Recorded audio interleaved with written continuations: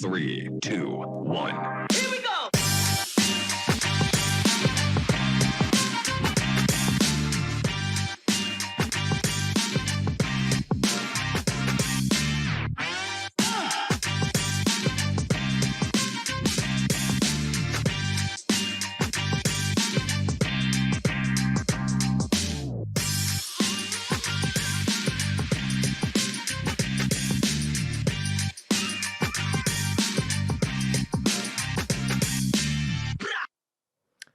Et ben voilà, déjà moi, déjà de retour, mais cette fois je ne suis pas tout seul, je suis en plateau avec Marion. Marion, bonjour. Bonjour. Écoute, je te propose pour commencer, parce que nous on se connaît bien, je suis sûr que tout le monde te connaît déjà très bien, mais quand même, une petite présentation et le mieux c'est que ce soit toi. Allez, ça marche. Donc, moi, je suis directrice générale en charge de la banque de détail. Donc, ça couvre les clientèles des particuliers et des professionnels. Et j'ai également la direction des paiements au sein de la banque postale. C'est rapide ça. Oh bah, Ouais, tu me ouais. laisses même pas le temps, moi, Ah d'aller là chercher là. la question d'après. Bon alors, je vais l'imaginer. Mais alors, la banque postale, parce que c'est vrai que bon, la banque postale, c'est en même temps la poste, tout le monde connaît. La banque postale, on croit que tout le monde connaît. Allez, peut-être en quelques chiffres, en quelques mots, on y reviendra sans doute dans le gré de mes questions, mais rapidement pour planter le décor. 20 millions de clients. La première, une mission d'accessibilité bancaire donnée par l'État. 17 000 points de distribution, dont 10 000 points en propre et 7 000 via des La Poste Relais. Et puis, bah, c'est le meilleur du bancaire et du postal. Voilà la mapping de la banque postale en 3 mots. Alors, je commence d'emblée par une question qui me taraude parce que en tant que consultant, j'ai vraiment suivi au premier plan cette grande transformation du groupe La Poste à l'aube. Alors, des gens assez visionnaires finalement, qui savaient que le courrier allait disparaître et on s'est dit, bon, bah, on va perdre 20 milliards à l'horizon 20 ans, qu'est-ce qu'on fait? Donc, il y a eu plein de choses, hein, il y en a qui n'ont pas marché, puis il y en a qui ont marché. A priori, la banque postale, oui. Est-ce que les problématiques d'intégration des missions avec le réseau, de qui fait quoi, de l'IT, c'est derrière nous tout ça? Maintenant, c'est. Ouais, alors c'est bien évidemment que c'est derrière nous et c'est encore plus derrière nous que moi j'ai une double casquette. Je suis côté la banque postale, mais je suis également en charge du développement commercial du réseau au sein de la Poste. Donc, c'est plus deux entités comme ça a pu être un peu parfois en confrontation, Non, c'est. c'est une entité unie pour servir le meilleur du postal et du bancaire, puisqu'en fait notre différenciation, elle vient quand même par rapport au reste de la place bancaire, justement de ce groupe La Poste et de tout l'apport de services amené par les services La Poste. Mais t'es pas un peu schizophrène quand t'as un client bancaire qui te dit j'en ai marre, je fais la queue parce qu'il y a des gens qui prennent tout leur recommandé samedi matin et à l'inverse, ceux qui veulent prendre leur recommandé qui dit j'en ai assez, les clients bancaires sont prioritaires, il y a un guichet vide. Tu fais comment?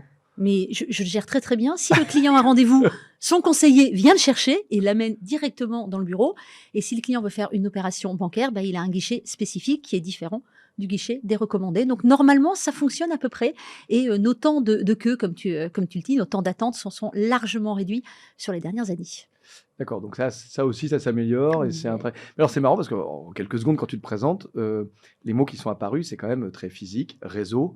Là, on parle de personnes qui font la queue dans un point de vente et c'est vrai que dans cette enceinte, on est plutôt habitué à des gens qui nous parlent de tout online, tout ça c'est un peu has-been, les guichets. Comment tu le vis avec tes clients? Est-ce que finalement il y a une vraie demande pour plus de digitalisation ou il y a toujours vraiment cette énorme demande aussi pour cette présence physique? Et comment tu t'adaptes à cette évolution de demande? Eh ben Laurent, je te répondrai les deux, mon capitaine, parce que nos clients, pour leurs opérations de banque au quotidien, tout ce qui est vraiment le ongoing, tous les jours de la relation avec sa banque, que ce soit les paiements, consultation de compte, virements, etc., bah, il a besoin du meilleur du digital. Et en parallèle, eh bien, on a les moments de vie, le moment où voilà, l'achat d'un bien immobilier, des moments de vie moins fun comme le divorce, des moments de vie comme les successions. Eh ben, il a le meilleur du conseiller. Et le conseiller, il peut être bien évidemment en présence physique dans le bureau de poste, mais il peut également être en visio. Donc tu vois, c'est vraiment le client qui choisit. On est vraiment dans le choix du client et on offre toutes les possibilités. Je pense que c'est ça qu'attendent nos clients aujourd'hui, mais qu'attendent les Français de manière générale. D'ailleurs, la dernière étude sur le sujet le montre, les Français vont de moins en moins dans leur banque, mais par contre, ils tiennent de plus en plus à un réseau physique. Donc tu vois, on est vraiment, ça dépend du moment de vie et ça dépend du choix du client. Donc notre objectif, c'est d'offrir le meilleur.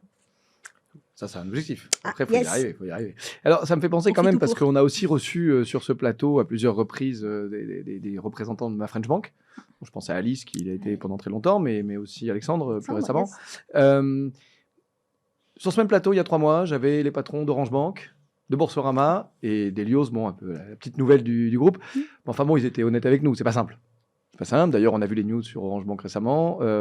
Boursorama, il dit que ça va bien. Mais enfin, c'est quand même toujours un combat permanent. Il faut aller acquérir le client, etc. On voit aussi des néobanques qui ont plus de mal qu'avant. Bon, mais ça, c'est peut-être pour d'autres raisons. Comment ça va, ma French Bank? Bah, écoute, ma French Bank va bien parce que ma French Bank, elle a un modèle complètement atypique par rapport aux concurrents que tu évoques. C'est que ma French Bank, elle fait la majorité de ses acquisitions dans les bureaux de poste. C'est-à-dire que la conquête de clients se fait via nos chargés de clientèle dans les bureaux de poste. Et donc, en fait, on a une banque qui se développe très, très bien, hein, qui gagne des clients d'année en année et des clients à valeur. C'est-à-dire que c'est pas des comptes dormants, voilà, comme on peut l'avoir à la concurrence. Ce sont vraiment des clients qui fonctionnent avec nous. Alors, pardon, ça me fait penser à 2 questions. Alors, c'est pas sympa parce qu'ils sont pas là pour répondre, mais j'allais te dire, la réponse prendre dans le réseau de distribution, c'est aussi la promesse d'Orange. Pourquoi vous y arrivez mieux? Bon, c'est vrai que ça s'appelle plus PTT, hein, mais pourquoi on y arrive mieux? On est un peu jeune, on n'a pas connu ça, hein, PTT, c'était avant.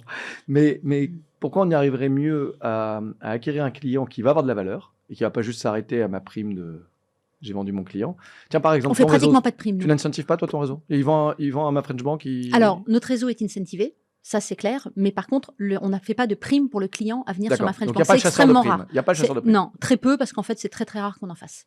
Par contre, ton réseau, s'ils vendent du ma French Bank, ton agent, il gagne quelque chose comme l'animation d'un réseau, quoi. Ouais, comme l'animation d'un réseau, classique. D'accord. Et pour répondre à ta question, je pense que tu vois plus de bureaux de poste que de boutiques Orange quand tu te balades en ville, dans les milieux ruraux. Donc je pense que on a une stratégie d'acquisition avec une puissance de feu qui est un peu supérieure. Voilà, vu le nombre de bureaux de poste que l'on a sur le territoire, on arrive à toucher, même en ruralité, pour aller faire de l'acquisition sur ma French Bank. Alors, ça me fait rebondir sur une deuxième question, donc, parce que tu adores la schizophrénie. Là, on n'est plus dans. Ça me rappelle un film, c'est pas 2 personnalités, c'est multiple, parce que alors, après celle qu'on a évoquée tout à l'heure, tu as donc l'activité de la Banque Postale. J'imagine qu'il y a un accès digital. Oui, bien Oui, sûr. hein, bon. Donc, il n'y a pas que le conseil. Et tu as ma French Bank. Oui. Donc, moi, je rentre dans le réseau et je me dis, tiens, ça pourrait être une banque pour moi. Bon, je pense pas que ça se passe comme ça, mais admettons. Comment tu me proposes l'un ou l'autre? C'est quoi le pitch, en fait? Ça va dépendre de tes besoins. Si tu veux de la banque au quotidien, voilà, sans besoin complémentaire, pas de crédit notamment, et que tu as juste besoin d'un fonctionnement de compte parce que soit tu es jeune, soit c'est un deuxième compte du foyer, ma French Bank est idéale. C'est simple, c'est facile, mais c'est de la banque au quotidien. Et puis par contre, si tu Par es... exemple, il y a des services il y a vraiment des offres de fonds que tu n'as pas? Ah ouais, tu fais pas de crédit immobilier. Rien, en fait. Même quand je suis client à ma French Bank, Ouais. je peux pas demander un crédit qui va être après traité par les équipes de la Banque Postale. Non, si tu es client ma French Bank et que tu veux un crédit immobilier, tu vas ouvrir un compte à la Banque Postale. D'accord. Et donc, je te perds côté. Non, tu ne me perds pas parce que quand tu ouvres un compte à Revolut ou à N26, tu as toujours une banque principale. C'est toujours en banque secondaire. Donc en fait, tu n'as pas la notion de perdre. Moi, je préfère que mes clients ouvrent un deuxième compte à ma French Bank ou démarrent quand ils sont jeunes à ma French Bank pour ensuite venir à la Banque Postale plutôt qu'ils ouvrent... C'est quoi? C'est un produit d'élevage? Alors, pour les jeunes, c'est un produit d'élevage. Et en fait, tout l'intérêt à travers l'analyse de la data, c'est de toper à quel moment, entre guillemets, l'élevage est suffisamment mature, et c'est pas très joli de dire ça comme ça, pour aller côté la Banque Postale. C'est-à-dire que le besoin de produits et services est couvert par la Banque Postale. Et puis, par contre, sur nos clients qui sont déjà à la Banque Postale, parce qu'ils ont voilà, des crédits, des assurances, etc., c'est à quel moment ils ont besoin d'un compte Ma French Bank pour la gestion du conjoint, si c'est un couple, pour la gestion des comptes des enfants, ou encore parce qu'ils partent à l'étranger et que c'est plus sympa d'avoir la carte Ma French Bank. Disons que je vois bien le premier cas d'usage, un peu moins le deuxième, mais donc ça veut dire que dans les objectifs que tu donnes à ma French Bank, quelque part, il a un objectif de sa propre attrition. Parce que si ça marche bien, il t'envoie des clients à la Banque Postale qui seront des clients à plus forte valeur ajoutée parce qu'il y a du crédit, parce qu'il y a de l'épargne, etc. Donc il construit lui-même sa propre attrition, en fait. Non, parce qu'ils resteront clients Ma French Bank pour la banque au quotidien. D'accord. Regarde le nombre de Français qui ont un deuxième compte à N26 et Revolut. Mais moi, je préfère que les clients à la Banque Postale, ils aient un deuxième compte à ma French Bank. C'est pas les mêmes usages. Okay. Alors, pardon d'entrer dans le détail, c'est parce que comme on a eu la même conversation avec Boursorama et Soggen, c'était intéressant de voir eux. C'était plutôt, il y a un canal d'acquisition Internet, à distance, mobile, et un autre physique. Et toi, tout est dans le physique, donc c'est pour ça que c'est un peu plus... Alors, tout, non. Il y a quand même une partie digitale sur ma French Bank dans l'acquisition, mais c'est pas la majorité. Et alors, pour finir sur ce thème, parce qu'on en a plein d'autres à aborder, je crois que la dernière fois que j'avais reçu Alice, ça date un peu, peut-être un an ou deux, mais il y avait 400 000 clients. Les objectifs, je les ai oubliés. C'est quoi aujourd'hui le nombre de clients, les objectifs pour ma French Bank? Alors là, on a dépassé les 600 000, on est parfaitement dans notre trajectoire et voilà, donc on poursuit notre activité, notre conquête. Voilà, on a deux offres, on a une offre entre guillemets basique et une offre premium, et on a aussi évidemment des objectifs de conversion vers l'offre premium qui est plus rémunératrice. Bon, évidemment, après la question que je pose à tout le monde et à laquelle je n'ai jamais de réponse, c'est rentable? Joker. Voilà, d'accord, ok, bon, j'aurais essayé. Hein. Enfin, je te rassure, Bien je tenté, te rassure, il n'y en Laurent. a pas un qui a répondu, hein. Y compris les étrangers que tu as pu citer tout à l'heure. C'est quelque chose auquel on ne répond pas, c'est tabou, c'est pas gentil de parler d'argent. Tu remarqueras que je suis sympa, j'ai cité que les étrangers en concurrent. Hein. Ouais, t'es cool, t'es cool. Ils sont en plus, j'en ai qui sont sponsors ici, les Français, donc sois sympa quand même. Alors, juste un dernier petit point quand même, parce que là, on a parlé que de ce qui était positif. C'est quoi les freins quand même au développement d'une telle offre dans un groupe comme le tien? Parce que c'est quand même pas que simple, même si tu es dynamique, tout ce qu'on veut. C'est quoi les freins pour te dire, tiens, dans 5 ans, l'objectif que j'ai donné à Alexandre, on peut l'atteindre? Aujourd'hui, c'est quoi tes principaux freins sur lesquels tu travailles? On est là pour travailler à l'Axel sur la transfo digitale. C'est peut-être le KYC, la ML, l'acquisition, peut-être en Bah, ruralité, ils n'ont pas assez d'accès digitaux, j'en sais rien, tu vois. En fait, tu as plusieurs freins. Le premier, c'est interne, c'est un jeune, comment on lui présente ma French Bank plutôt que la Banque Postale. Donc voilà, donc c'est le choix de l'offre à l'instant sur les jeunes, où selon les appétences du conseiller et de celui qui va proposer, bah, il peut être amené à proposer plutôt l'un que l'autre. Le deuxième frein, c'est que la stratégie d'acquisition par le réseau, bah, elle peut aussi à un moment, commencer enfin voilà, là on est sur une très forte croissance de l'acquisition, je pense qu'à un moment ça va se tasser quand même. Parce que, voilà, le flux qui rentre dans les bureaux de poste, à un moment, je ne dis pas qu'ils vont tous être équipés, mais ceux qui voudraient être équipés auront été équipés. Donc à un moment, il faudra que le digital prenne plus le relais que ce qui n'est aujourd'hui et là, ça peut être parmi les freins. Après, effectivement, il y a des zones blanches en France, mais là, tous nos concurrents rencontrent les mêmes difficultés. Donc, c'est sûr qu'équiper d'un Ma French Bank dans une zone blanche où il n'y a pas de réseau, c'est un peu compliqué et ça pose quelques problématiques. Bon, après, en toute franchise, comme on fait pas mal de combos Ma French Bank, la Poste Mobile, parce qu'il y a une vraie Donc ça complémentarité, aussi, c'est toi, notamment en fait. sur un Tu jeune. t'occupes aussi Oui, c'est aussi moi, de... ouais. Non, Ouais, mais tu dors ouais. jamais, en fait. Alors, c'est moi pour les vendre dans le réseau. Oui. Voilà. Donc tu vois, on a aussi des offres combos qui sont assez intéressantes et qui, du coup, et c'est là, c'est tout l'intérêt du postal en plus du bancaire. C'est qu'on arrive à faire des packages qui, du coup, point de vue client, sont très complémentaires. Je veux dire, tu vends à Ma French Bank, tu vends le téléphone avec, c'est juste l'outil qui te permet d'accéder à Ma French Bank. Voire même la connexion réseau en ruralité. Ouais. Alors, tout ça, ça me fait penser à plein de questions, mais on va pas y revenir tout de suite. Mais tu le sais, à l'Axel, on a un petit motto quand même sur la fracture digitale et comment nous, on a notre rôle. C'est pas que à l'État de faire tout ça. Donc, qu'est-ce qu'on fait? Donc, ça me réveille pas mal de questions, mais on y reviendra tout à l'heure. Ça Parce que marche. d'abord, ici, il y a marqué PFC. Alors, PFC, c'est Payment Fintech Club. On a un peu parlé fintech avec Ma French Bank, qui est un peu ta grosse fintech. Parlons un peu paiement. Alors, bon, je vais pas revenir sur les aventures et les errances sur le paiement avec le son. Mais par contre, EPI, tiens, la dernière fois, on parlait de EPI avec Jean-Paul, et puis la fois d'avant, avec le patron de Worldline, mon ami Gilles.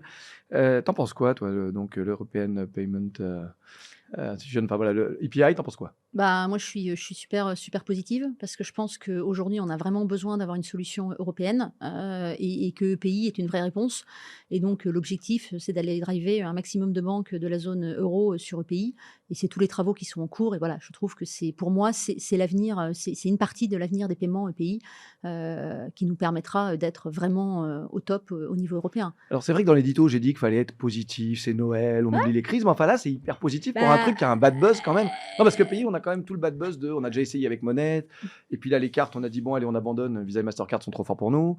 Donc, il reste quoi dans le pays? Le wallet et les instant payment? ouais, c'est C'est ça. énorme déjà. Hein. Bah, c'est énorme. Hein. Enfin, franchement, si on arrive à faire un instant payment européen, je pense qu'on a tout gagné. Hein.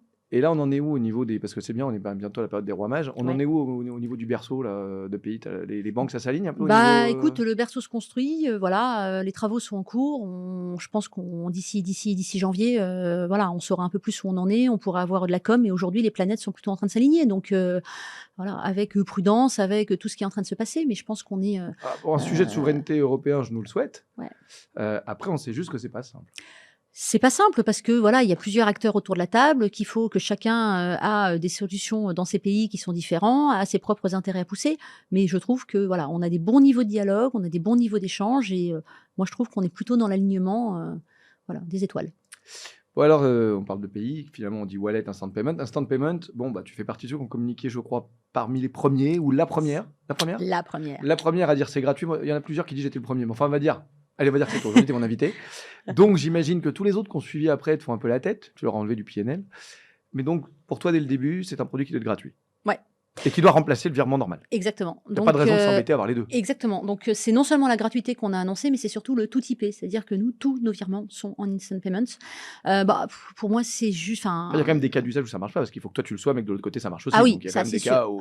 Ça c'est sûr que ça marche avec ceux qui ont développé l'IP. Mais si tu veux, franchement, je pense que c'est le moyen de sécuriser les paiements demain. C'est les moyens à la fois pour l'émetteur et le récepteur d'être sûr que le paiement a eu lieu. Et voilà, donc moi je crois énormément dans l'instant payment. Quand il sera européen, ce sera encore plus une force. Et ça fait juste partie des attentes des clients. Donc en quoi. premier temps, déjà pour remplacer le virement de base, et Oui. demain en magasin, en point de vente, enfin voilà, comme Exactement. instrument. Ah oui. Voilà. Mais Ouais. c'est les clients qui driveront l'usage derrière. Si tu veux, En tout cas, en le mettant c'est- gratuit, ça permet de voir. ça permet de Et voir alors, si est-ce le qu'il y a eu client un est vrai intéressé. changement depuis que vous l'avez mis gratuit? Est-ce que vraiment les clients, tu as vu un. Comme c'est en standard. Ah oui, t'as pas le choix, c'est bête. Si, t'as le choix. Mais il faut que tu choisisses de ne pas l'avoir. Oui, non, mais d'accord. Donc, naturellement, on a une forte augmentation des Forcément. instant payments. Et, voilà. Et ça, par contre, ça entraîne un gros niveau de satisfaction client. Quoi. Et pas trop de fraude? Non, Pas plus, franchement, quoi. pas plus. Il y a de la fraude sur les paiements, on le sait. Voilà, c'est un Ou sujet de d'erreur, place. tout bêtement, parce qu'on sait à quel point c'est casse-pied quand tu t'es trompé de virement de récupérer tes sous. Non, Pas écoute, plus que ça. Pas plus que ça. Pas D'accord. plus que ça. L'accompagnement fonctionne Non, bien. non, de ce et puis tu côté-là. sais, sur un virement classique, quand tu t'es trompé, t'as pas la solution modifiée. Hein. Quand il est parti, il est parti. Il faut appeler ta banque, c'est complexe. Quoi. Et alors, Donc, Pierre, justement, je viens de poser le mot le mot fraude, mais alors, tu me parles de 20 millions de clients, Ouais. banque vraiment un peu partout, y compris dans les territoires. Parfois, alors peut-être c'est une vue très parisianiste, mais peut-être un petit peu moins éduqué au phishing, à tous ces trucs-là. Moi je reçois, je sais pas, 12 messages par jour. Ouais. Faites attention au phishing, Mm. parce qu'il y a plein de banques, et puis chacune t'en envoie 2 ou 3, Ouais. etc. Comment tu vois, toi, sur le terrain, avec tes 20 millions de clients et ton réseau pervasif, cette situation? C'est vraiment quelque chose où il y a des peurs, des craintes qui augmentent? Ou pas plus que ça, c'est plutôt les banques qui ont peur? Enfin, tu vois que. Alors, je pense qu'il y a des vraies craintes des clients, notamment pour tous ceux qui ne maîtrisent pas le digital. En fait, nos clients qui maîtrisent le digital, avec tout ce qui a été mis en renforcement et en authentification forte sur l'application mobile, sur les SMS, les Face ID, etc., je pense que le sujet est derrière nous. Par contre, la problématique, c'est pour nos clients non digitaux. Mais de la même façon que la carte bancaire peut faire peur parce qu'on oublie le code, parce qu'on a peur de se la faire Mais voler. disons que ça, c'est peut-être un peu derrière nous sur la carte.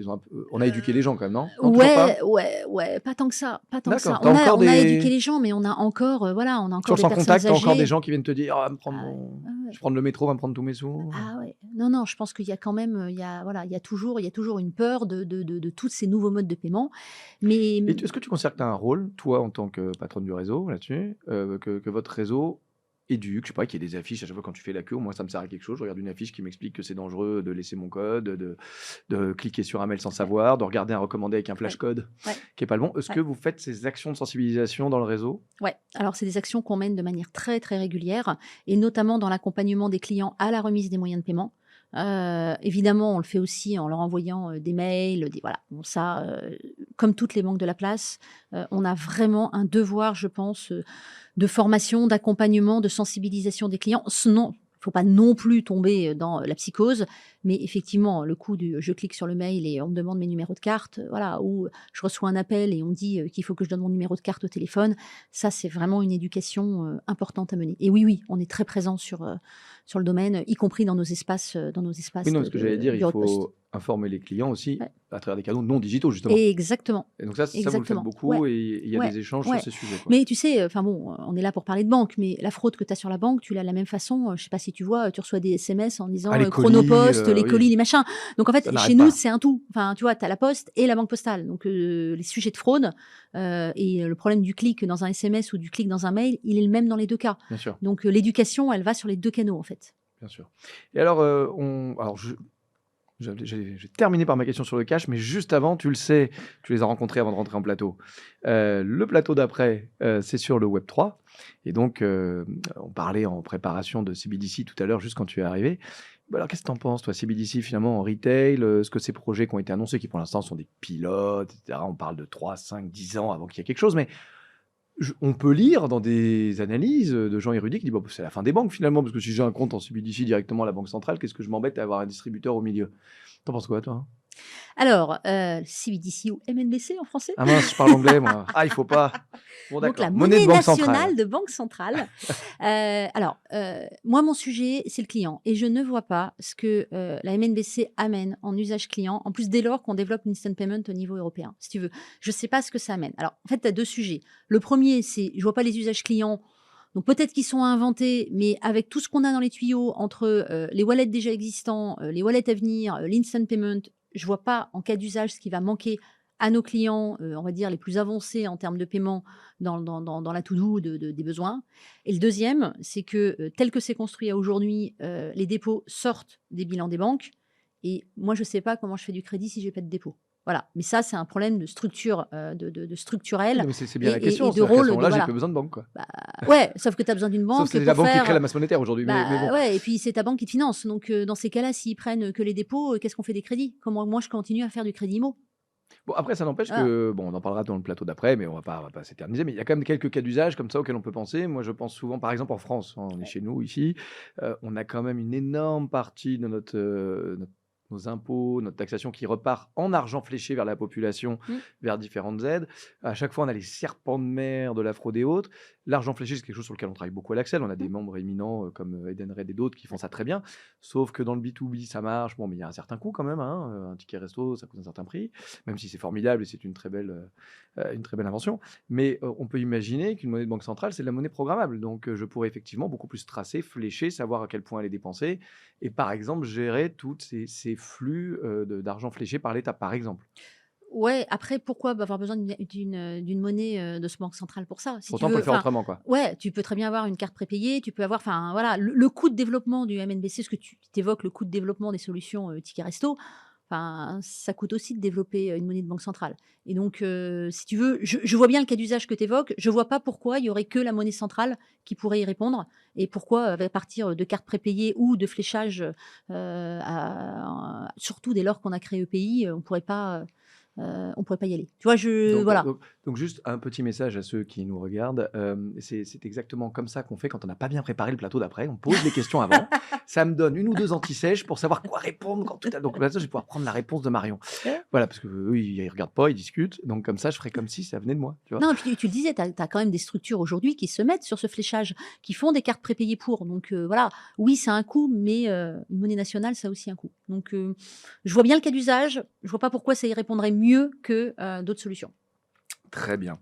Alors, la dernière question sur les paiements, la dernière petite question sur les paiements, c'est le cash. On a vu quand même plusieurs annonces ces derniers jours. Alors, pas que sous des tropiques, aux démocraties qui nous plaisent le plus, mais enfin, c'est quand même en Europe. Des annonces qui parlent beaucoup de cash, qui disent que quand même, allez, ça suffit maintenant, toute cette digitalisation-là, hein, le cash, le cash, le cash. Et on l'a même vu aussi dans des pays nordiques qui avaient été très très loin et on dit, dis non, il faudrait peut-être réinscrire quand même dans la Mmh. Constitution que le cash, ça reste là. Et c'est vrai qu'on entend beaucoup de gens parfois qui te disent on va peut-être un peu loin avec notre digitalisation. Qu'est-ce que tu en penses, toi, avec ta casquette, justement, ces 20 millions de clients, ce réseau très déployé, ces clients très diversifiés tu vois ça comment? Qu'est-ce que ça te. Alors, si je prends ma casquette risque, le cash, c'est la base de la LCBFT, c'est le financement, c'est le blanchiment, le financement du terrorisme. Donc, c'est un truc que naturellement, les banques aiment pas trop. Après, si tu prends ta casquette client, tous tes clients ne sont pas digitaux. Tu vois, même la carte bancaire qui existe depuis des années, elle n'est pas encore acquise pour tous. Et puis, voilà, tu as des populations, alors des populations âgées, mais pas que. Tu as des populations en milieu rural, mais pas que. Tu as des populations qui maîtrisent pas forcément le français. L'usage d'une application mobile, l'usage d'un wallet, d'un Samsung Pay, d'un Apple Pay, d'un Google Pay, ou même le simple usage de faire un virement, c'est complexe. Et donc le cash, et puis il y a aussi comment dire, le cash c'est matériel, c'est du papier, c'est tu l'as entre les mains. Et donc nous avons toujours une population qui aime le cash. Alors les paiements cash ont diminué certes, c'est un peu comme les chèques quoi. Ça fait 10 ans qu'on dit que ça va plus exister, Ça a et quand puis même pas ça mal existe toujours. diminué. À un moment, ça baissait pas. Là, ça a quand même pas mal diminué, les chèques. Ouais, mais alors les chèques ont bien diminué, mais tu vois, le cash, on avait dit: «Oh, post-Covid, il y aura plus de cash». Bon, 2022, on voit plutôt une petite tendance à l'augmentation par rapport à 2020 et Tu 2021. noteras qu'on a perdu beaucoup des réflexes du Covid. Tu as pris le métro pour C'est pas le seul, venir. tu as raison. Voilà, donc on a une Donc amnésie voilà. collective, mais c'est un autre sujet. Donc voilà, donc si tu veux le cash, ça reste, sur des petites sommes, voilà, un besoin pour moi et qui va demeurer dans la durée. Donc après la question, c'est comment est-ce qu'on donne accès à ce cash et comment on fait pour, avoir du cash, sachant que, voilà, avec 20 de baisse, de retrait, sur les distributeurs bancaires, ton distributeur bancaire en zone rurale, il est plus rentable. Bah, alors Donc justement, c'est voilà. quand même une vraie question parce que, on en est où de ce sujet? Pardon, alors là, je vais dire une grosse bêtise, je connais pas assez, tes statuts, mais vous avez déjà, des obligations particulières en tant que groupe La Poste. Est-ce que là-dessus, vous avez, une obligation plus forte que les autres de garder vos distributeurs ou pas? Ou Non, c'est la même que tout le monde? non, non, on n'a pas de mission, confiée par l'État sur le cash. Donc, à un non, moment, tes distributeurs, ils te coûtent trop cher dans le bled paumé, tu l'enlèves. en valeur absolue, ouais. Ouais. Après, tu as géré la satisfaction client qui, lui, va te dire Bah, il y a à gérer la satisfaction client, il y a à gérer aussi la présence territoriale, si tu veux, parce qu'on a quand même, en tant que groupe La Poste, une logique de présence territoriale, de proximité. Donc voilà, donc il y a et il n'y a l'aspect pas de réflexion de rentabilité. mutualisation avec d'autres réseaux, comme on l'a vu pour récemment d'autres annonces de mutualisation de réseaux de DAB entre Alors, banques. non, pas chez nous. Non, pas Super. chez nous. Nous, on est en train, voilà, on regarde, mais tu sais que par exemple, nous, on a les fameux La Poste Relais, hein, qui Ouais. sont les commerçants de proximité qui servent des produits postaux. Bah, chez eux, tu peux faire du retrait, pardon. Tu peux retirer du cash sur des petits montants. Mais que tu aies une carte bancaire ou pas de carte bancaire, tu te présentes dans un La Poste Relais, tu peux retirer du cash. Donc, on offre ce service indépendamment des GAB aujourd'hui. Alors, pardon, c'est presque hors sujet, c'est une expérience Ouais. très perso, mais moi, j'avais un bureau de poste très défaillant pendant 15 ans près de chez moi. Le jour où il a fermé, j'ai presque ouvert le champagne avec ton relais qui est ouvert de 7h à 23h, qui me sourit tout le temps, qui m'ont recommandé. Où je me dis, comment tu gères ça? Parce que c'est pas tes forces de travail, c'est pas tes RH. Donc, en fait, c'est à l'extérieur, mais comme c'est des commerçants, bah, ils sont commerçants, comme leur nom l'indique. Et comment tu gères le fait que tu as des clients qui peuvent te remonter comme moi? Bah, je préfère quand tu es fermé, finalement, j'aime bien le voisin. Bah ça, c'est nos fameux points partenaires. Donc, on les anime, bien évidemment. On les anime sur leur chiffre d'affaires, on les anime sur les produits qu'on leur met à leur disposition. Et puis, quand tu as un bureau de poste comme chez toi, où il y a 2 visites par jour, C'était ça le problème. qui en plus crée une forte insatisfaction, parce que évidemment, à 2 visites par jour, tu fais des horaires d'ouverture un peu réduits qui correspondent pas à tes horaires de travail. Bah, nous, on est orienté client, hein, donc je préfère ouvrir un La Poste Il faut qu'il y ait Relais. une taille critique. Il faut qu'il y Et ait une taille sinon, tu critique. ouvres un poste relais. Exactement, exactement. Et quand je peux, même pour un bureau de poste, voilà, qui n'a pas suffisamment de flux, je peux même ouvrir 2 ou 3 La Poste Relais. Donc ça, c'est toute la transformation qu'on est en train de mener en vision client. Mais c'est vrai que les retours qu'on a sur les La Poste Relais, notamment en zone rurale, sont hyper positifs. C'est des horaires d'ouverture beaucoup plus élargis et avec des services postaux et pour une partie bancaire qui sont super intéressants pour les clients. Alors, un petit point d'info pour mes amis qui sont en régie et ceux qui nous regardent. On a déjà quelques minutes de retard et je vais encore prendre 3 ou 4 minutes. Donc, comme ça, c'est juste pour ceux qui attendent de l'autre côté du rideau. Ils savent où on en est. Alors, j'ai encore deux gros sujets de questions. Le premier, je l'évoquais tout à l'heure. Tout ce qu'on a parlé, là, à mi-mot, on parle quand même de digital, de territoire. 20 millions de clients étalés sur toute la France. Les gens qui nous regardent savent ce que c'est. Ils ne sont pas tous que dans le 7e arrondissement de Paris. Comment tu vois, toi, l'évolution du sujet de cette fracture numérique avec ta fenêtre, avec les remontées du terrain? Tu as l'impression qu'on s'est amélioré ces dernières années ou que finalement, peut-être, ça s'est presque aggravé? C'est-à-dire qu'entre ceux qui sont du bon côté, ils sont encore plus hauts et ceux qui sont de l'autre côté, c'est de plus en plus dur. Comment tu le sens? Écoute, je ne sais pas si on peut dire que ça s'est aggravé. En tous les cas, je ne pense pas que ça se soit amélioré. Et je pense en plus que la crise sanitaire qu'on a vécue a renforcé le côté digital et a encore plus exclu certaines populations. Donc, je pense que c'est un vrai travail de fond. Il y a une vraie exclusion, en fait. Ouais, je pense qu'il y a une vraie exclusion du numérique, mais qui n'est pas uniquement pour la partie bancaire, hein, qui est dans la vie de tous Parce que les quand jours. on dit ça, certains nous disent que c'est une caricature. Celle qui n'arrive pas à aller faire ses impôts sur Internet, arrêtez. Voilà. Non. Enfin, vous le voyez vraiment dans vos réseaux. Ouais, on le voit vraiment, et c'est pas que voilà, ne pas arriver, c'est pas que mamie qui va pas faire ses impôts sur Internet, hein, c'est ce que je disais. Tu as des problèmes de langue, tu as des problèmes de maîtrise des outils, tu as des problèmes dramatiques d'avoir les outils, hein. Enfin, je suis désolée, tout le monde n'a pas un ordinateur chez soi.